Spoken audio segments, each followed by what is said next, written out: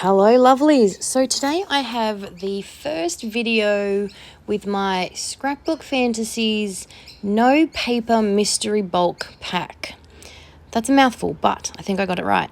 So if you remember, or if you've checked out my Instagram, I think I posted a quick video showing you what I got in my latest creative team pack for Scrapbook Fantasies, and that was this mystery bulk pack.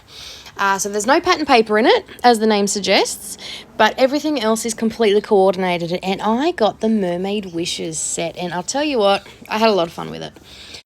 The bulk pack did come with some vellum sheets as well as some collage papers that were all coordinated, and that's where I'm starting. I am using this cut file title that came in the kit, and I'm using the gorgeous mermaid scales. I don't know if that's what they're called, but that's what I'm actually, look, I think I used it upside down. Oh well. To back my cut file. I just love the colors and the pattern in this, and I thought it was just the best way to back this this title. So I've glued it down, but I did let it dry before I attempted to cut because I didn't want any I didn't want to rip it or anything. Now what I was doing is I was deciding if I wanted to use Distress ink or Distress oxide, because they do give different looks on the paper. So I ended up going with the oxide. I do love I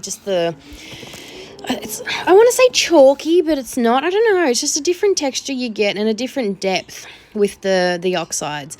So I'm going with the purple because I'm feeling a very purple and blue vibe from the Mermaid Wishes collection. And because this is a picture of my daughter at swimming lessons, they're in the water, so there is a lot of blue. So I figured the purple would be nice to pop. And this is my favourite part about using oxides. When you add some water and then you soap it up, and look at that, it gives you lovely little splatters. Oh, I love that. So I just started with a bit of a circle in the middle of my page just to give it an anchor point and just to give it some colour and a background. Nice and simple. This is probably one of the simplest backgrounds you can make with a bit of ink and a sponge. And then I'm going to map my photo on some white because I do want that to pop from that purple background. So like I said, this is my first layout using my mystery no paper bulk pack. So this is what we got for our creative team pack kit for this month. So every month we get set a lovely creative team package, but this month it was a little different. It was these no pattern paper bulk packs, which was fantastic because it gives us something new to do and also shows you the great products you can get. I love this coordinating set. I have so many plans. Like, I've got an idea for another layout today. So right now I'm fussy cutting out the rest of my background, the rest of my titles. So like I said, I glued my title down onto that vellum with the scales, and now I'm just going to cut around the title. So basically my lovely little title that says Mermaids is backed with these awesome little mermaid scales. They're not really mermaid scales, are they? I don't know. I'm calling them scales. I just love the pattern. I love the colours and I love the pattern, and it's a really great pattern piece of paper to back behind my title, and it gives all those colours that I want in this layout. My title I'm going to finish later because I want to do all my embellishing first. Now these are, first off, I did get creative cuts, but for some reason I didn't open them up and go through them before I cut this out. So there was a fussy cut piece of paper in my bulk pattern, my bulk kit, and so I found this really cute clam shell thingy, and I fussy cut it out. But as you'll see, as I'm going through the creative cuts, there's one already in there. But oh well, I have another one that I can use. I'm going to use that on today's layout because we took some great pictures at the beach the other day. So I'm just going through my creative cuts, and I'm just going to start doing some clusters. Now there were some gorgeous little mermaids in my creative cut stash, and of course I'm going to use them on this layout because I'm calling this layout Little Mermaids. This is my daughter's swim class, and I felt okay about scrapping this because you can't see their faces. Ruby is the one in the middle in the pink, but you can't see their faces, so it's not really an issue. I just do love that. I just love this photo. I think they're all really super cute. They're floating on a noodle.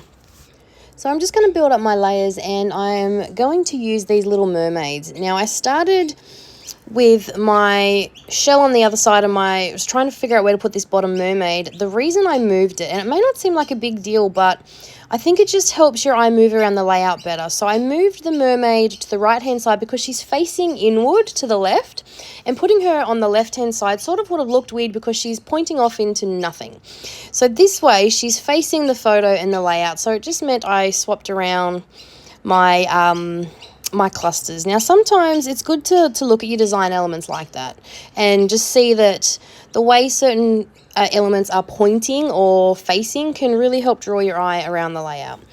Now, I'm coming in with some starfish.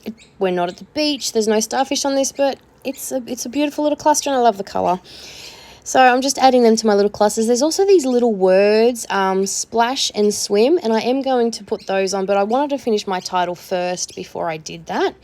So I go into my stash and I get some black thickers, and literally my title's just going to be Little Mermaids. So I just use the thickers to spell out little, and my cut file is going to be mermaids. I use double-sided tape on the back of this because I didn't want to use wet glue on the vellum because it can warp and make it gives it that wrinkly look. So I did use some tape adhesive instead of a wet glue to adhere that down. Keep that in mind when you are sticking down layers.